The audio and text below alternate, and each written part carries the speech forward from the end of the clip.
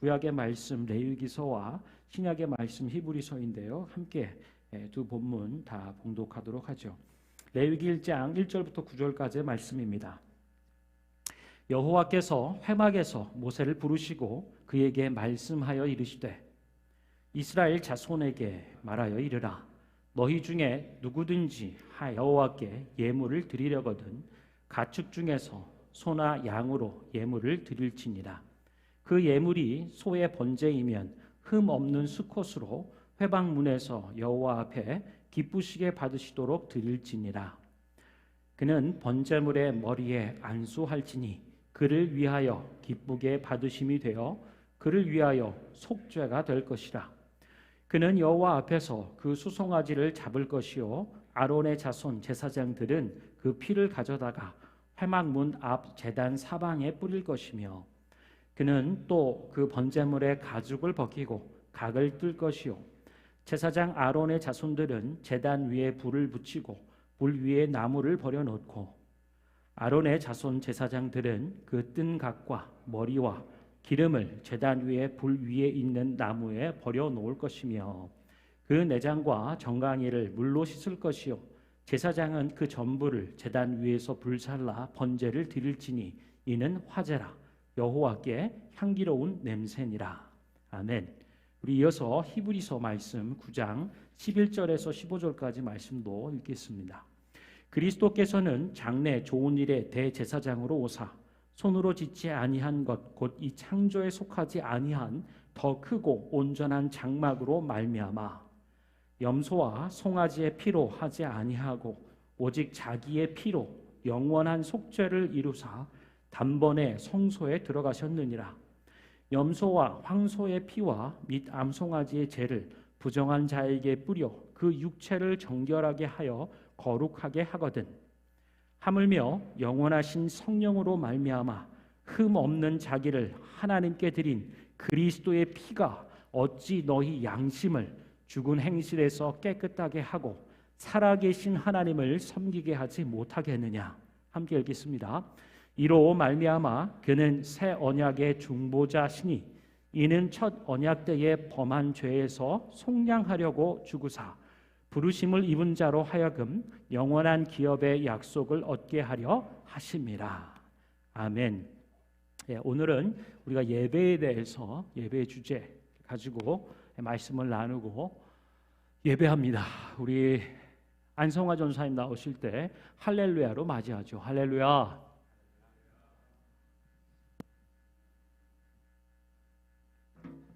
Hallelujah. Everyone, is everyone here? Oh, where? Show me your hands. Show me your hands. Perfect. Hi. So today's title, we have to remember this title. What does it say? Good, louder. What does it say? Every day. Okay, so I'm going to read you guys chapter 1, verse 7 and verse 8. The sons of Aaron, the priest, are to put fire on the altar and arrange wood on the fire. Then Aaron's sons, the priests, shall arrange the pieces, including the head and the fat, on the wood that is burning on the altar. Last week, not last week, 2 weeks ago, we talked about how important it is to read Bible, to praise God whenever in a good time. So when we're in a dark place, we know how to turn on the switch because we are aware where the Bible is, where the God is, where our words are, the light is in our mind. This week, we're going to talk about worship. We're going to talk about who did it and why did God accept their worship. So we know that a long time ago, worship was very different from what we go through today. It wasn't for everybody. Not everybody could come and eat whatever was offered to God. Not everybody was able to give the worship to God, but only the holy priests could worship Him on behalf of the other people, and could send in offerings on behalf of other people. Now here's a question. Why were they so special that God happily accepted their worship? Why did God happily accepted their offering and everything? First, these guys, these priests, kept themselves holy. And this goes on to everyone here. As a children of God, we need to make sure that we are holy. What does that mean? We are to keep ourselves holy from the worldly temptations.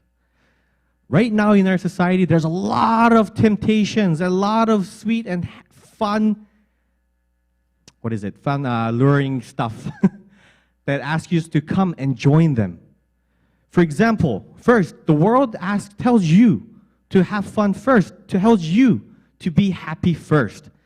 Instead of helping other people, they tell you, you need to be happy. You need to have everything first, and then you help other people, right? They teach us how to be selfish. Instead of being holy, they teach us how to be selfish. And secondly, fun things. I'm not saying smartphones are the bad things. When it's used good way, it's good. But they tell you to have fun instead of doing your work of what you're supposed to do. Everything is useful to you, but the world tells you, hey, don't do anything. Don't do your work. Don't worship. Have fun first. And then maybe, if you have time, talk to God. Thirdly, the world tells you to relax. It's Sunday. Don't go to church. You worked hard for the whole week. Who cares if you're holy? Stay home, sleep. The worldly temptations are there every day. But just like the priests of back then, God wants us to stay holy. God wants us to separate from all these worldly temptations and only look at our Father in heaven. And second thing is, God wants us to worship Him. When though? When? That's why the title is so important. We'll say it together. When? Every day. God wants us to worship Him every day. That means Monday, Tuesday, Wednesday, Thursday, Friday, Saturday, and Sunday. Okay? It does not just mean, hey, come to church on Sunday and worship and that's it, live your life. No. But one might ask, but how can I worship Him every day when I go to church only Sunday? You can worship God every day.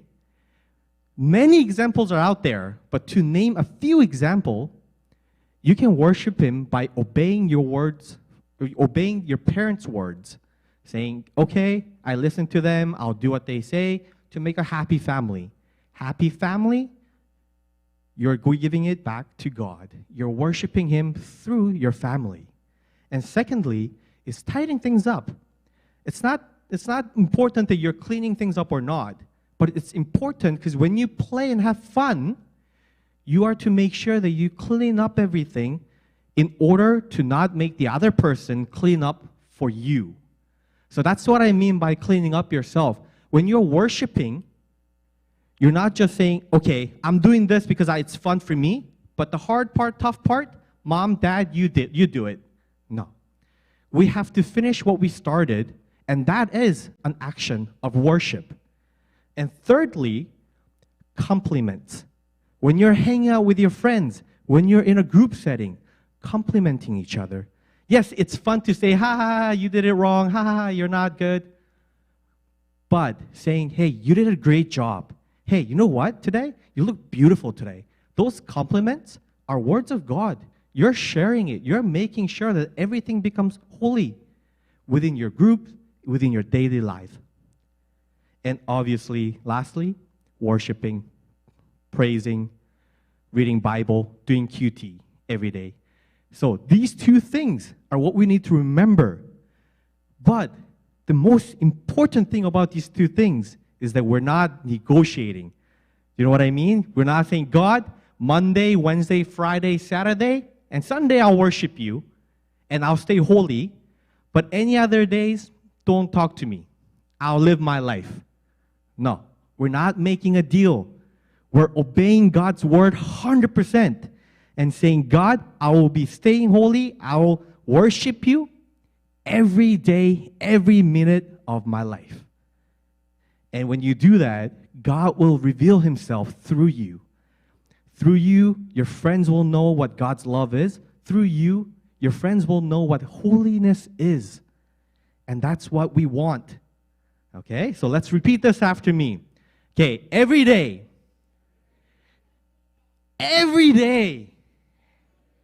I will praise Him.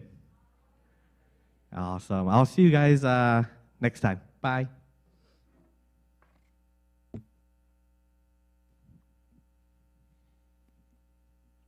Hallelujah.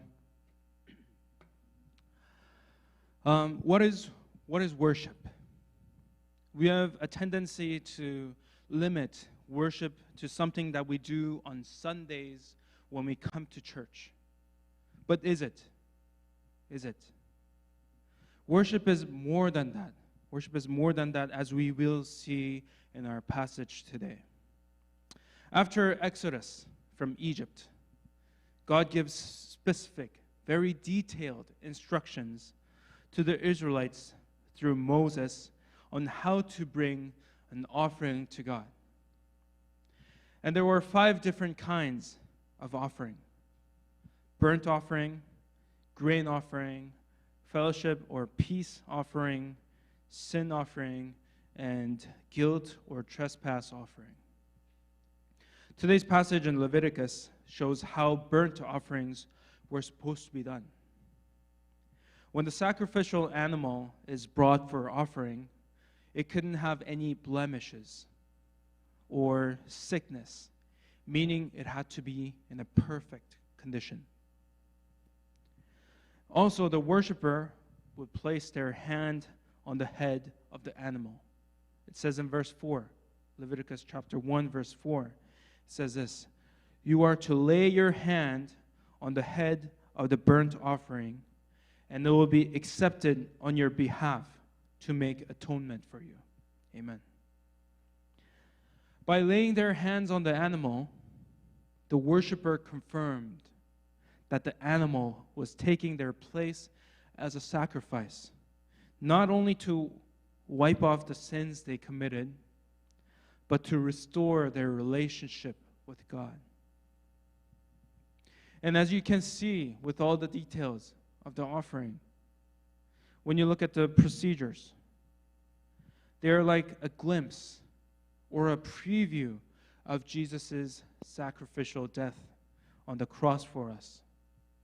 Just like watching a preview of the actual movie. Preview, a very short version of the actual movie.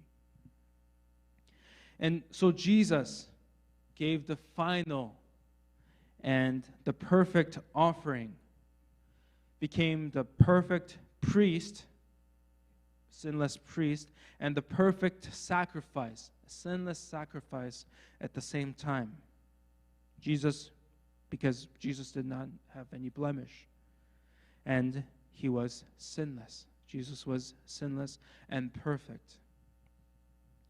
So Jesus cleansed our sins and restored our relationship with God by taking our place on the cross for us, just as the sacrificial animal did. The Hebrew word for offering is korban, which means to come near, to present.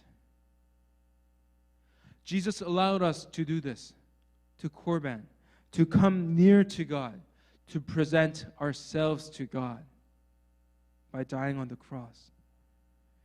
So our response to God and our role is to worship God, to give our all to God by coming close to Him, by approaching Him, and to present ourselves, present our life as a sacrifice to God, just as Jesus gave His all for us, for God. So as I mentioned before, everything that we do or say must be worship to God. And when do we do this? Just like Pastor Daniel said, Song said, every day. Everything that we do or say must be worship to God every day. So I pray that we would all be worshipers who worship God with our lives, as a living sacrifice, giving our all for Him who gave His all for us. Amen. 할렐루야. 우리 성화 전사님, 용석 전사님께서 우리 차세대 자녀들 위해서 말씀 나눠주셨고요. 우리 시간에는 자녀들 또 올라가서 또 찬양하고 2부 순서 갖도록 하겠습니다. 우리 사랑하는 자녀들 위해서 사랑과 격려의 박수로 보내도록 하죠. 사랑하고 축복합니다. 할렐루야. 우리 사랑하는 성도 여러분, 오늘 우리가 나누는 말씀의 제목은 예배드림입니다. 예배를 드리다. 할렐루야. 이 시간을 통하여서 우리 예배가 새로워지길 원하고 하나님께서 찾으시는 기쁜 예배의 일들, 예배자들 되기를 축원합니다. 여러분, 예배하면 떠오르는 연관되는 것이 무엇이 있습니까? 예배하면 떠오르는 것. 옆에 앞에 분하고 한번 물어봐 주세요. 예배하면 떠오르는 게 뭔가요? 예배. 언젠가 이 질문을 가지고 나눴는데 어떤 남성 성도분께서 저하고 연배가 그때 비슷했던 것 같아요. 500원이요 그러시더라고요. 자기가 청소년 때 교회를 다니다가 지금 뭐 한 장 안 다니다 다시 오기로 했는데 청소년 시기에 중고등부 때 500원 헌금으로 준비했다는 거예요. 그래서 교회 가려 그러면 500원을 챙겼다 뭐 이렇게 해서 자기는 예배하면 500원이 생각난다. 그 얘기 듣고 보니까 저도 500원 준비했던 것 같아요. 여러분은 어떠신가요? 예배하면 여러 가지 부분들을 떠올릴 거예요. 다양한 경험과 또 가치와 방식에 쫓아서 생각하게 될 텐데요. 어떤 분들은 생각하죠. 예배하면 기쁨이고 또 소망이고 막 생명이 이렇게 예배하면 가슴이 뜨거워진다. 뭐 이런 분들도 계시고요. 또 어떤 분들은 예배하면 교회는 가기는 가야 될 것 같아. 안 가면 좀 찝찝하고 뭔가 큰일이라도 나지 않을까? 뭐 이런 생각하는 분들도 계시고 자신의 신앙 경험에 따라 그리고 상태에 따라서 예배하면 떠오르는 부분들이 다양하게 나타나는 것 같아요. 여러분, 예배는요 제일 어떻게 보면 성경에서 가장 중요한 부분으로 다루고 있는 부분일지 모릅니다. 예배에 관하여서 성경에 여기저기서 많은 부분들을 우리에게 가르쳐주고 있는데요. 구약의 어떤 본문을 보면 제사를 드릴 때 제사장이 다른 불을 가지고 예배 드리고 제사 드리려 했다가 큰일 난 적이 있죠. 다른 불로 분향하려 했다가 그 불에 삼킴을 당하는, 죽어버리는 경우가 있었습니다. 예배 장난 아니죠. 그러니까 너무 가볍게 생각했다간 큰 코 다칠 수 있는 부분이 있어요. 그럼 생각하죠. 사람들이 어떻게 제사 드려야 되지? 안 죽으려면? 혹은 신약에서는 또 이런 부분이 있죠. 예수님과 어떤 여인이 대화를 합니다. 누구는 이 산에서 드려야 되고 누구는 저 산에서 드려야 된다는데 어디서 예배를 드려야 되나요? 장소의 문제로 고민하는 것 같은. 어떻게 제사를 드려야 되고 또 어디서 예배를 해야 되는가라고 하는 질문들이 막 있는데요. 예배 혹은 이제 예배의 모형이 되는 제사라고 하는 부분에 처음 언급되고 있는 부분이 레위기라고 할 수 있습니다. 레위기에는요 어떻게 제사를 드려야 되는지를 우리에게 말해주고 있어요. 먼저 서두에 말씀드립니다. 예배의 기능은 뭐냐? 왜 제사를 드려야 되냐라고 한다면 죄와 관련된 부분, 죄의 문제를 해결하기 위함이다라고 가르쳐주고 있어요. 레위기 1장 1절부터 9절까지 살펴본 이 제사, 번제, 불로서 드리는 제사를 볼 때요. 뭐하고 관련돼 있는가 보면 죄와 관련돼 있다는 거예요. 즉 죄의 문제를 해결하기 위해서 제사를 드린다라고 할 수 있어요. 가장 주요한 기능, 죄책, 죄의 문제 어떻게 해결하고 처리할 것인가라는 거죠.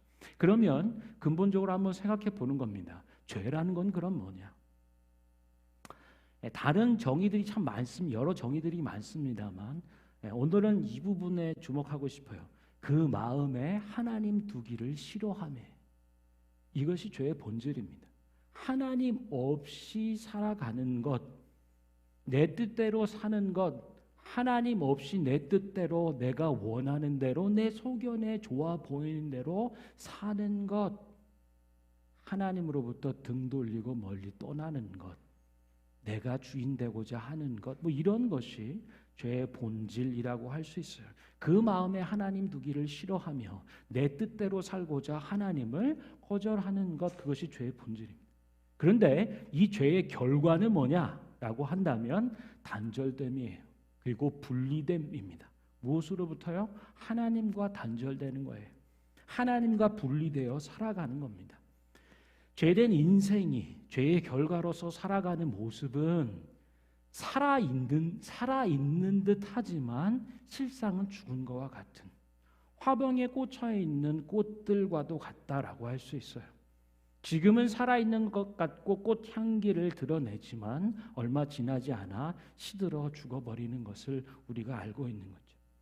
그래서 죄의 결과는 죽음이에요. 그리고 하나님과의 영원한 단절, 분리됨이라고 하는 거예요. 하나님과 단절된 채로 살아가는 것, 하나님과 분리되어 살아가는 것. 아까 우리 전사님도 얘기하셨죠. 월, 화, 수, 목, 금, 토 주일이 있는데 주일은 오케이, 하나님 앞에 헌신하며 구별된 삶을 살지만 월요일부터 토요일까지 나머지 6일은 하나님 없이 사는 것, 하나님과 단절되어 하나님과 분리되어 사는 것, 죄된 모습이라 할 수 있겠죠. 자, 그런 부분에 대해서 하나님이 어떻게 하실까? 죽어 있는 그 삶의 모습을 하나님께서 어떻게 하실까? 그것이 바로 레위기 1장 1절부터 9절까지 나타난 제사 번제를 통해서 우리가 보게 되는 하나님의 은혜와 사랑을 보게 되는 거예요. 그게 바로 제사 예배라고 할 수 있죠. 그래서요, 죄 문제를 해결해요. 그리고 죄의 그 책임을 처리하는 것이 제사, 곧 예배의 기능이다라고 할 수 있고요. 이 죄를 처리하는, 죄를 속하여 주는 속죄를 통하여서 하나님과 화목해 되는 것, 분리되고 단절되어 있는 삶이 아니라 하나님과 하나 되어 연합되며 화목하게 되는 것이 제사, 곧 예배의 목적이다라고 할 수 있어요. 정리하면 예배의 기능은 죄의 문제를 해결하는 것이고, 예배의 목적은 죄가 처리됨으로 하나님과 깊은 연합과 일치를 이루는, 하나님과 친하게 되는, 화목해 되는 목적을 가지고 있다라고 할 수 있습니다. 자, 이렇게 해서 구약과 신약에 나와 있는 제사와 예배의 모습을 조금 더 살펴보기 원하는데요. 구약의 레위기서 1장 1절부터 9절까지에 보면은 제사를 드리는 데 있어서 필요한 것들이 있습니다. 여러 가지 부분들이 많지만 우리가 레위기 1장 1절부터 9절까지의 본문을 통해서 알게 되는 것들이 있어요. 첫 번째는 뭐냐면요, 생각보다 제사자의 역할이 크다라고 하는 거예요. 여러분, 오늘 예배 어땠어? 그러면 오늘 너무 좋았어. 오늘은 뭐 별로. 오늘은 한참 자다 왔네. 뭐 등등. 굉장히 수동적인 측면에서 예배를 생각하게 되는 모습들을 봅니다. 그러나 예배의 모형이 되는 첫 번째 제사를 주는 그 부분에서는요, 제사자의 역할이 굉장히 커요. 굉장히 능동적이에요. 오늘 그 부분들을 보게 되는데요. 그 내용들을 보면 어떤 사람이 하나님 앞에 예물을 드리려고 오거든 이렇게 시작합니다. 가축 중에서 소나 양으로 예물을 드려라. 여기서 가축이다라고 하는 것은 집에서 기르는 거죠. 여러분 혹시 애완견이나 애완묘를 기르시는 분 계세요? 개나 고양이? 그렇게 생각하면 훨씬 가깝게 다가오죠. 너희가 제사를 드리려면은 제물이 있어야 되는데 그 제물은 아무거나 그냥 동물을 사다 취하는 게 아니라 네 집에서 사는 것, 네가 나비야 내지는 뭐 해피야 부르고 있는 그 강아지나 고양이, 너의 집 안에서 사는 같은 걸 먹고 같은 생활을 하고 있는 녀석 중에서 하나를 데리고 와라 라고 말씀하는 거예요. 그러면 이 예물을 드리고 와요. 제물을 드리고 와요. 제사를 드릴 때. 그리고 이 제물에게 회막문이라 얘기하는 제단 앞으로 나아가는 거죠. 하나님의 임재, 하나님이 계시는 곳을 상징하는 곳을 향해 나아갈 때 죄 있는 사람이 죄의 문제를 해결하려고 재물을 데리고 왔을 때 뭘 하면냐면 이 회막문 앞에서 이 번제물이 될 재물, 그러니까 강아지라든지 고양이가 되겠지만 여기서는 뭐 양이나 소나 다른 가축의 부분들을 얘기합니다. 거기에 안수해야 된다라고 얘기하고 있어요. 여기서 안수하다라고 하는 단어는 사마크라고 하는 단어인데요. 그냥 간단하게 얘기하면 기대어 의지한다라고 하는 거예요. 여기 옆에서 염소가 음매하고 있잖아요. 그러면 이렇게 지그시 내리 누르듯 혹은 한편으로 눌러 기대어 의지하여 서는, 마치 지팡이를 짚고 갈 때 의지하는 것처럼 그렇게 기대어 의지하는 것, 손을 그 머리에 두는 것을 안수한다라고 합니다. 그런데요, 이 안수할 때 아주 특별한 의미가 있어요. 그를 위하여 기쁘게 받으심이 된다라고 얘기하고 있어요.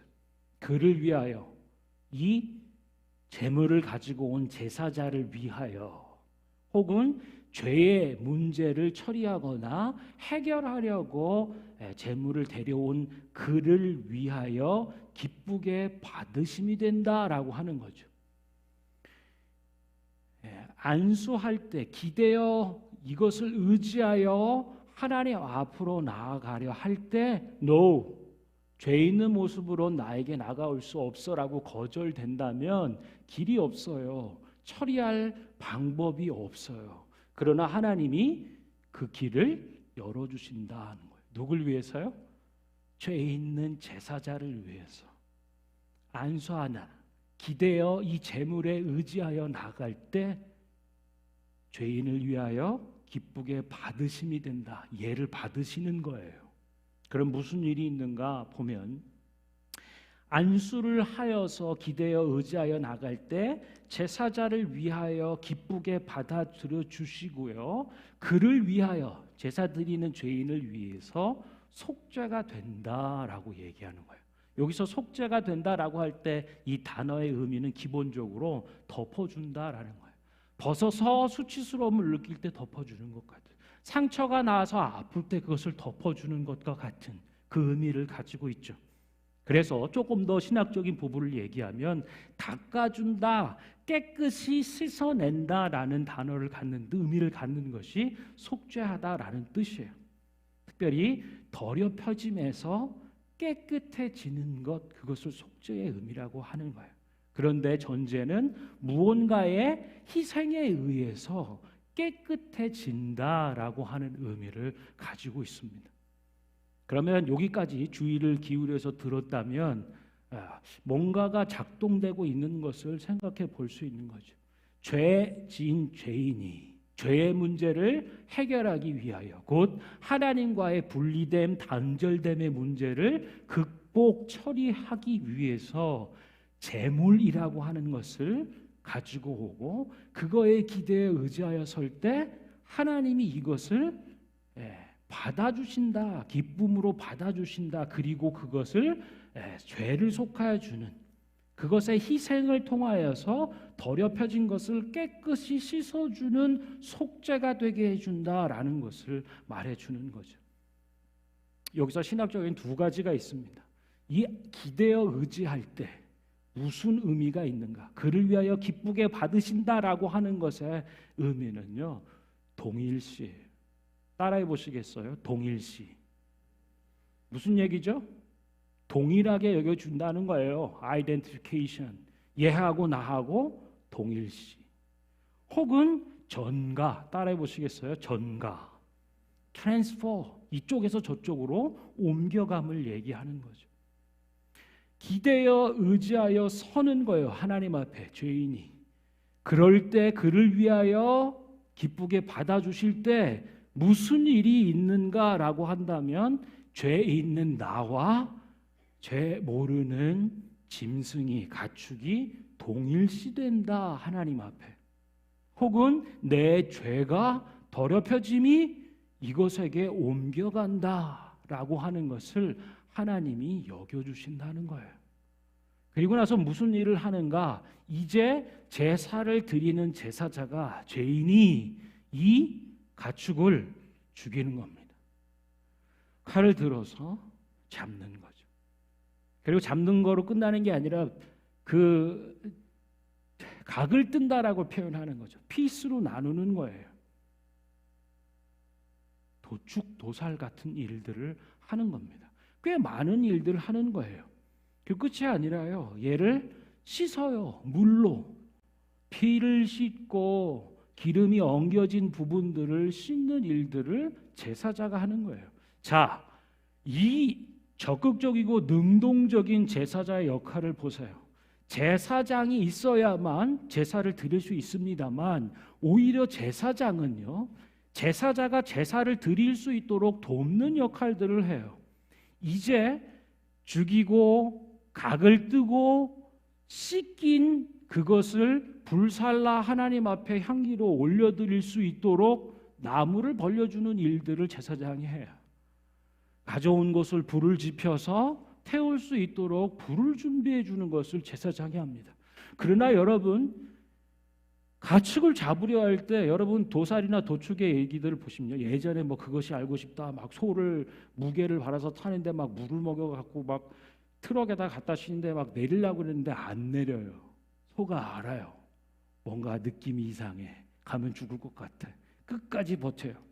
가축도요, 여기 오면 죽음의 공포를 느끼지 않을까요? 암만 제사장들이 깨끗이 씻고 닦는다 해도 피비린내 나는 이 현장에 대해서 가축들이 느끼는 육감이 있지 않을까요? 그런 것을 끄집어내고 나와 동일시 여겨주고 내 죄된 것들이 전가된 나 대신 죄된 그분을 받아들이는 걸 죽이는 거예요. 그것을 누가 하느냐? 제사장이 아니고요, 제사자가 하는 거예요. 그 가축, 여러분 좀 죄송합니다만 해피라고 부르거나 야옹이라고 부르거나 여러분 집 안에 사는 가축을 내 대신해서 칼을 받고 죽어가는, 절규하며 비명 가운데 죽어가는 재물을 보시라는 거예요. 무슨 생각이 들까요? 내가 지은 그 죄 때문에 무고한 해피가 죽네, 야옹이가 죽네. 죄 짓지 말걸. 죄의 결과는 그렇게 무서운 거예요. 피와 생명으로 죄의 값을 지불해야 되는 거예요. 이렇게 되면 죄를 함부로 쉽게 쥐기가 어려워지겠죠. 그리고 끝이 아니에요. 그것에 토막을 내야 되는 겁니다. 피스를 만드는, 각을 뜨는, 그걸로 끝이 아니에요. 그것을 물두멍 앞에서 씻는 일들을 하는 거예요. 죽이고 토막을 내고 씻는 이 모든 과정이 누구의 몫이냐? 죄인, 그 제사를 드리는 제사자의 역할이에요. 얼마나 많은 일들을 중심적이고 중추적인 안수를 해야 하는 그 시점의 일부부터 마지막에 불살라 올리는 일까지 제사자가 드리는 부분의 역할이 굉장히 크다라는 사실이에요. 현대화된 예배의 자리 안에서 우리는 앉아 있습니다. 다른 어떤 침례교적 배경에 있는 예배들은 하나님 말씀 봉독할 때 함께 자리에서 일어나죠. 뭐 이런 정도 아니면 찬양할 때 함께 일어나는 정도가 전부일 경우가 많죠. 굉장히 축소되거나 굉장히 수동적인 역할들을 하고요, 일방적으로 듣는 일들 가운데 머물리는 경우가 많습니다. 그래서 예배에 대해서 만약에 별점 5개를 놓고 평가한다면 오늘은 찬양이 오늘은 말씀이 평가하듯 수동적 자세에서 얘기하는 게 많게 되어버렸지만 본질적으로 제사, 예배의 기능이 죄의 문제를 처리하는 것이라고 할 때에 제사자의 중심된 역할은 굉장히 큰 거예요. 비록 우리가 앉아있고 수동적으로 듣는 일들이 크지만 우리의 내적인 내면 안에서 우리의 속사람은 굉장히 능동적으로 이루어져야 될 것입니다. 그것이 예배의 근원이 뿌리가 되는 제사를 통해서 우리가 볼 수 있는 일들이에요. 또 이렇게 할 때에 하나님께서 그 제사자를 위하여서 향기로운 냄새로 받으신다라고 하는 거예요. 하나님이 고기, 불갈비를 좋아하시나요? 향기로운 냄새로 받으신다는 것은요, 죄의 문제가 처리되었음을 얘기하는 거예요. 죄로 인하여서 하나님과 사람이, 죄인이 분리되고 단절된 이 불화의 일들을 처리하고 해결된 하나님과의 화목해됨과 연합과 일치와 하나됨이 이루어지는 것을 하나님이 기쁘게 받으신다라고 하는 의미입니다. 이것이 구약의 제사의 기능과 또 제사를 통해서 이루고자 하는 목적이라고 할 수 있어요. 여기서 중요한 개념은 대속입니다. 따라해 보시겠어요? 대속. 말 그대로 대신 속하여 주는 거예요. 누구를 대신하여 죄의 문제를 해결해 준다. 죄의 그 책임을 피와 생명으로 값을 지불해야 되는 것을 대신 누군가가 해주는 것을 얘기해요. 여러분, 제사 기능은, 죄와 관련돼서 드리는 제사의 기능은 대속이 핵심이에요. 이 대속이 없으면 내가 그 죄의 값을 치러야 되는 거예요. 누가요? 죄 지은 내가. 내 죄값을, 죄의 결과로 단절되고 하나님으로부터 분리된 이 문제를 해결하지 않으면 영원한 죽음에 이르를 수밖에 없기 때문에, 그러나 하나님이 제물이라고 하는 대속을 이룰 무엇인가를 나 대신 혹은 전가된 동일시된 부분으로 여겨주는 것이 있기 때문에 제사는 우리를 살게 하는 거예요. 할렐루야. 죄인을 살게 하는, 살아있게 하고 살려내는 일들을 가능하게 한다라고 하는 것입니다. 여러분, 이것을 통해서 이것은 구약을 통해서 우리에게 보여진 제사의 일들이고요. 이어서 신약에 이어지는 부분들을 또 보게 됩니다. 오늘 본문을 보게 되면 그리스도께서 장래일의 대제사장으로 오사 그리스도 예수께서 대제사장이 되셨다라고 성경은 얘기해요. 뿐만 아니라 염소와 송아지의 피로 하지 않고 오직 자기의 피로 영원한 속죄를 이루셨어요. 단번에 성소에 들어가셨다라고 하는 거죠. 대제사장이 되신 예수 그리스도, 이분은 제사를 드리러 오는 사람을 위해서 제물을 따로 준비해 주는데요, 본인이 제물이 되어주는 아주 놀라운 일들을 하고 계시는 거죠. 그런데 이 제물됨에 예수 그리스도의 피는 예수 그리스도의 제물됨은 되기 특별해요. 염소와 송아지의 피로 아니하고 오직 자기의 피로 영원한 속죄를 대신 죄의 문제를 처리하고 죄의 값을 갚아 지불해 주시는데 영원하네요. 한 번 주어지고 다시 또 주면 다시 동물 제사 드려야 되고, 이게 아니고요, 한 번에 영원한 속죄를 이뤘다는 거예요. 그분의 피, 그분의 드려진 생명으로 영원한 속죄의 길을 열어두셨다는 거죠. 한 번으로 끝나버리는 패스가 아니고요, 평생토록 탈 수 있는 패스와도 같은 거죠. 차원이 달라요. 그리고 구약의 제사와 신약의 예수님이 제물되어 드려진 단번에 영원한 속죄를 이룬 것에 다름을 또 얘기해 줍니다. 차원이 다름을 얘기해 주는데, 염소와 황소의 피, 암송아지에 다 태워버린 죄를 부정한 자에게 뿌려요. 구약은, 제사는. 그래서 그 육체를 정결하게 하고 거룩하게 하였다. 히브리서 9장 13절의 말씀입니다. 같이 한번 읽어보죠. 시작. 염소와 황소의 피, 암송아지의 죄를 부정한 자에게 뿌려 그 육체를 정결하게 하여 거룩하게 하거든. 구약의 제사를 통하여서 그 피와 죄를 뿌려서 부정한 육체가 정결하고 거룩하게 된다라고 말씀하고 있어요. 여러분, 인생을 살아보니까 사람이 육체만 있던가요? 육체를 관장하고 움직이는 정신과 의식과 영이 있는 거죠. 육체만 가지고 정결케 되는 부분으로는 해결할 수가 없어요. 사도 바울도 그거의 곤고함을 얘기합니다. 오라, 나는 곤고한 사람인데 누가 이 사망의 몸 육체에서 나를 건져내 주랴. 육체는 그런 거예요. 하나님 앞에 나올 수 있도록 육체를 다시 정결하고 거룩하고 깨끗게 해주긴 하지만 내 마음, 육체 안에 있는 내 심성, 내 양심, 내 영은 어찌할꼬?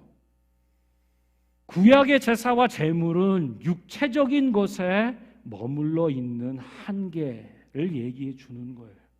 14절을 한번 읽어볼까요? 시작. 하물며 영원하신 성령으로 말미암아 흠없는 자기를 하나님께 드린 그리스도의 피가 어찌 너희 양심을 죽은 행실에서 깨끗하게 하고 살아계신 하나님을 섬기게 하지 못하겠느냐? 할렐루야. 아멘. 이것입니다. 그리스도의 피, 동물의 피로 드려지는 제사와는 근본적으로 다른 그 동물의 피는 육신을 정결케 거룩케 하는 데에 그치지만 그 명확한 한계를 가지고 있지만 하나님의 아들이요 하나님이신 그분이 영원하신 성령 안에서 흠없이 죄 없으신 그분이 제물이 되고 그 생명과 피로 대신 내어주시는 이 제사는 십자가의 죽음은 차원이 다르다는 거예요. 아까는 구약은 육체에 한정되어 있지만 그리고 그 속에서 벌어지는 이 양심의 영의 정신과 의식의 문제는 해결할 수 없지만 이 그리스도의 피는 우리의 양심, 죽은 행실 그것으로부터 깨끗게 한다는 거예요. 할렐루야. 여기에 멈추지 않고 더 나아가 살아계신 하나님을 섬기게 한다. 할렐루야. 이것이 그리스도의 피로 드려진 예배 제사. 근본적으로는 구약의 것과 영원히 다를 수밖에 없는 것을 얘기해 주고 있는 거죠. 여러분 지난 한 주간의 삶이 어땠습니까? 우리 삶 가운데에 이 죽은 행실로 말미암아 우리 영이 괴로워하고 우리의 양심이 아파하며 병들어 가고 있다면 이것을 어떻게 해결하겠냐는 거예요. 더 나아가 살아계신 하나님 계심을 알지만 또 이전에 헌신하며 섬겼지만 지금은 감당하기 어려워진 상태라면 누가 살아계신 하나님을 섬기게 할 수 있겠느냐라고 하는 거죠. 그러나 오늘 이 말씀 앞에 서서 우리가 예배란 무엇이고 그리스도의 피로 이룬 그 십자가의 제사, 그 예배의 일들을 안다면 우리의 양심을 죽은 행실, 생명 없는 그 말과 죽이는 말과 그의 생각과 이 모든 것들로부터 다시 살게 한다라고 말씀할 뿐 아니라 죄로 씻어 살게 하고 살려내는 자로서 살아계신 하나님을 섬기게 한다는 거예요. 뭐가요? 그리스도의 피가. 완전히 근본적으로 다른 차원의 제사와 예배를 우리에게 말씀해 주고 있는 거예요. 이 양심이라고 하는 것, 죽은 행실에서 깨끗게 되는 우리의 속사람의 일들, 세 가지 측면으로 볼 수 있어요. 양심이 뭐냐 도대체? 컨셔언스라고 하는 지적인 측면에서 보면 이 양심은 어떤 것의 정보에 관한 인식을 얘기합니다. 이것을 살게 해요. 어떤 것을 보는 혹은 어떤 것에 관련된 정보를 받는 이 인식의 기능을 살린다는 거죠. 하나님께 대하여 하나님의 아름다움과 선함에 대하여 주고 있는 그 정보에 대해서 받아들이는 인식을 새롭게 살린다. 그리스도의 피가. 두 번째, 도덕적 측면의 양심이 있어요. 옳고 그름을 분별하게 하는 내면의 능력이에요. 우리가 이것이 옳은 것이고 바른 것이고 이것이 틀린 것이며 그릇된 것임을, 하나님 앞에 정결하고 거룩한 것과 죄된 것과 속된 것임을 분별할 수 있는 내면의 능력을 그리스도의 피는 다시 되살린다. 할렐루야. 세 번째, 양심이라고 얘기한 영적 측면이 있죠. 하나님 앞에 해야만 하는 것에 대한 지각과 참여됨을 얘기하는 거예요. 마땅히 하나님 앞에서 해야 되는 그 일들을 깨닫고 그 일들에 참여하는 것, 그 양심을 그리스도의 피가 회복시키고 살아나게 한다는 거예요. 할렐루야. 더 나아가 양심이 살아있게 하고 살아계신 하나님을 섬길 수 있게 한다는 거예요. 할렐루야. 죄로 말미암아 그 결과로 하나님과 단절되고 분리되어 있는, 그래서 하나님과 함께 할 수 없을 뿐 아니라 하나님을 아는 일과 하나님을 섬기는 일에는 도무지 무능력하고 실패할 수밖에 없는 인생들을 그리스도의 피는 하나님을 섬길 수 있도록 한다라고 말해주는 거죠. 그래서 우리로 하여금 새 언약의 중보자이신 예수 그리스도, 첫 번째 언약 그리고 범한 죄에서 속량하려고 죽으셨다는 거예요. 그리고 부르심을 입은 자들로 영원한 기업의 약속을 얻게 하신다. 그리스도의 십자가 대신 죽어주신 제물됨, 그 피와 그의 생명으로 우리 속에 이루신 일들을 보는 것입니다. 베드로전서에서는 이렇게 얘기해요. 2장에서 이렇게 얘기합니다.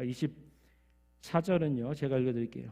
친히 나무에 달려 그 몸으로 우리 죄를 담당하셨으니 우리로 죄에 대하여 죽고 의에 대하여 살게 하려 하십니다.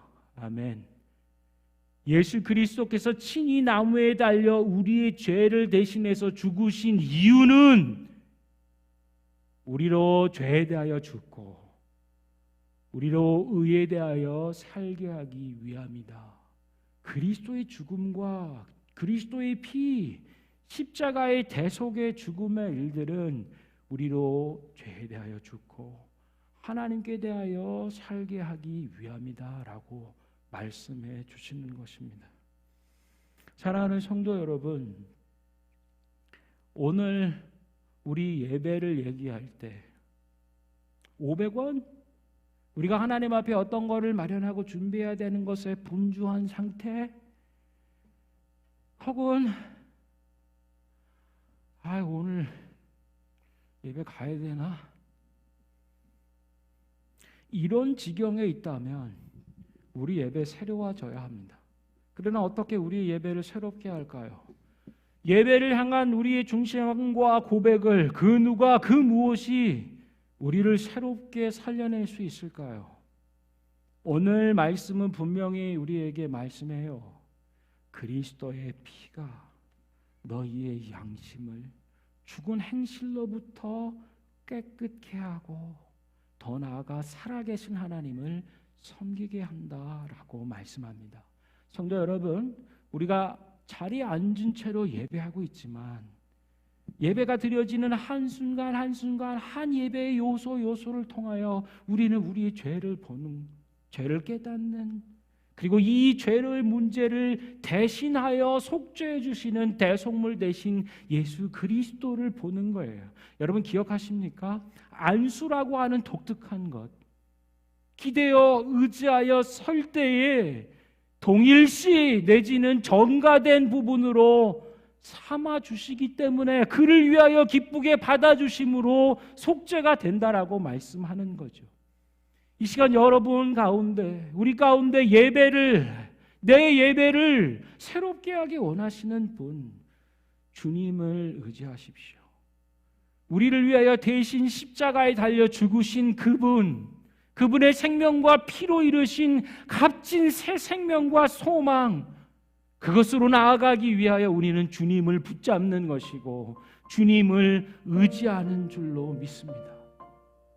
주님을 의지할 때 그 피로 이루신 구원의 능력이, 그 생명과 새로운 소망이 우리 속에 이루어지는 줄 믿으시길 바랍니다. 오늘 예배 어땠어? 그냥 그랬어. 예수 그리스도의 피가, 그 보혈이 지금도 우리 가운데 흐르고 계시는데 우리가 어찌 예배를 그렇게 별점 주듯이 평가할 수 있나요? 어떤 설교자가 설 때는 괜찮고 어떤 예배 인도자가 설 땐 괜찮고 내 마음이 기쁘고 좋을 땐 괜찮고, 이런 상황과 조건적인 것을 훨씬 뛰어넘는 것이 그리스도의 피를 의지하는 우리의 예배인 줄 믿으시기 바랍니다. 오늘도 앉아있지만 우리 중심과 내면은 이미 우리를 위하여 죽으신 주님을 향하여 엎드리고 그 보혈과 능력과 은혜 사랑 앞에 달려나가는 거죠. 주님, 내 영을, 내 양심을, 내 삶을, 내 예배를 새롭게 하여 주십시오. 그리스도의 피로 이루신 그 생명의 일들을 죽은 모든 것으로부터 내 살려내는 그리스도의 피를 의지합니다. 나를 정결케 하시고 거룩해 하시고 살아계신 하나님을 섬길 수 있는 하나님, 그런 예배가 되도록 주님, 우리를 위해 내어주셨사오니 마음과 뜻과 정성과 힘을 다하여 주님을 예배하는 예배자 되게 해주시고 우리 예배와 우리 평생의 그런 예배자로 주님 앞에 서게 하여 주십시오. 우리 함께 찬양하고 기도하도록 하죠. 완전하신 나의 주님,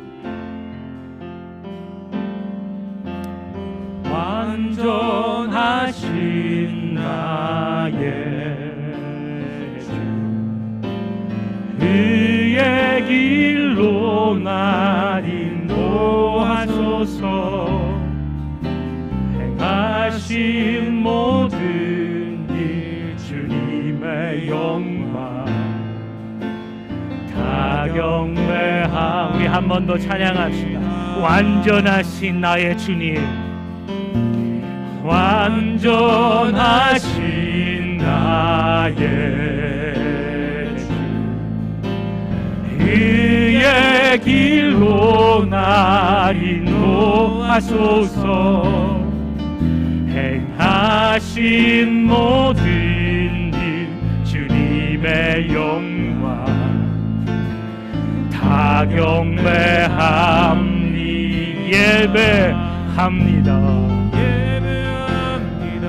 찬양합니다. 찬양합니다. 주님만 날 다스려 주옵소서. 주님만 날 다스려 주옵소서. 주님 예배합니다. 예배합니다. 찬양합니다. 찬양합니다. 주님 홀로 높임 받아 주옵소서.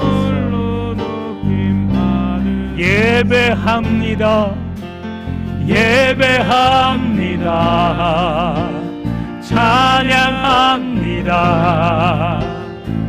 주님만 날 다스리소서. 예배합니다. 찬양합니다. 주님 홀로 높임. 예배합니다. 주님 예배합니다. 찬양합니다. 주님만 날 다스리소서.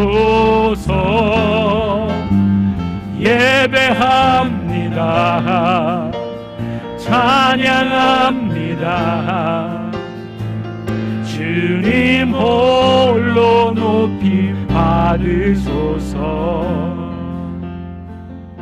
사랑하는 성도 여러분, 우리 주님께서 친히 나무에 달려 그 몸으로 우리 죄를 담당하셨습니다. 그리하심으로 우리로 죄에 대하여는 죽고 의에 대하여 하나님께 대하여는 살게 하셨다라고 우리에게 말씀해 주고 있어요. 우리 이 시간에 한번 기도할 때 살아계신 하나님, 날 위해 죽으신 하나님, 예수 그리스도의 피로 날 새롭게 하여 주십시오.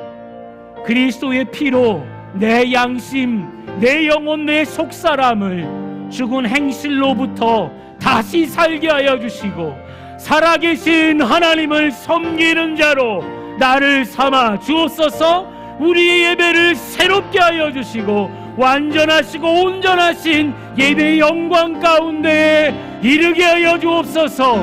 함께 기도하겠습니다. 예, 주님, 그가 찔림은 우리의 허물 때문, 그가 상함은 우리의 죄악 때문이라고. 그가 징계를 받으심으로 우리는 평화를 누리며 그가 채찍에 찢어짐으로 우리는 나음을 받았다. 하나님께서는 우리 모두의 죄악을 그에게 담당시키셨도다. 할렐루야. 주님, 하나님, 우리의 죄와 허물로 인하여 죽은 우리를 위하여 하나님 재물 곧 대속을 통하여 하나님께 나아갈 수 있는 길을 열어주셨사오니 죄책으로 말미암아 죽은 우리들, 하나님과 분리되며 하나님과 단절된 인생을 사는 자들 가운데 하나님 새 생명을 주셨고 우리의 죽은 양심을 다시 살리셨사오니 그리스도의 피를 의지합니다. 재물 대신 우리 주님을 기대어 의지합니다. 주님을 의지하여 하나님 앞으로 나아가오니 신이 나무에 달리사 그 몸으로 우리 죄를 위하여 대신 죽으시고 우리로 하여금 죄에 대하여는 죽은 자요 의와 생명 하나님께 대하여는 산 자로 살게 하시오니 주님, 내 속에 새 일을 행하여 주옵소서. 그리스도의 피로 새 일을 이루어 주시옵소서. 하나님 예배하는 심령마다 하나님의 이 은혜를 내리워 주소서. 그리스도의 피가 날 새롭게 하며 정결케 하며 다시 살게 하셔서 살아계신 하나님을 섬기게 하는 그리스도의 능력, 부활의 새 생명, 산 소망 가운데 나아가는 예배자들 되게 하여 주시옵소서.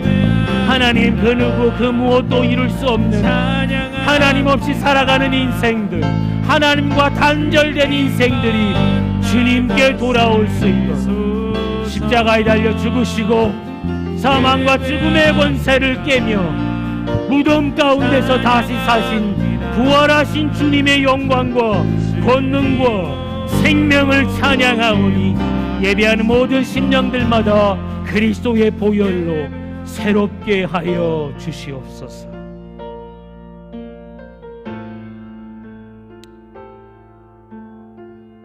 그는 번제물의 머리에 안수할지니 그를 위하여 기쁘게 받으심이 되고 그를 위하여 속죄가 될 것이라. 아멘. 하나님, 우리를 위하여 죄된 죄인인 우리를 위하여 기쁘게 대속물을 받아주시고 대속물 대신 영원한 대제사장 예수 그리스도의 피로 죽은 행실로부터 우리의 양심과 우리의 속사람과 영혼을 새롭게 하시며 살게 하시오니 예배의 비밀을 간직한 자, 예배 안에서 참 소망을 고백하며 새 생명을 얻는 자들이 되게 하여 주시옵소서. 세상의 다른 어떤 것과 그 무엇으로도 살게 할 수 없는 이 죽음과 사망의 문죄를 예수 그리스도께서 십자가에서 담당하셨고 친히 되물이 되어 그 생명과 피와 물을 쏟아 주셨사오니 그리스도의 피로 새 생명을 얻은 자답게 모든 죽은 행실로부터 우리의 양심을 새롭게 하여 주시고 살아계신 하나님을 섬기는 하나님 찾으시는 참된 예배자들 되게 하여 주시옵소서. 예수 그리스도의 이름으로 기도합니다. 아멘.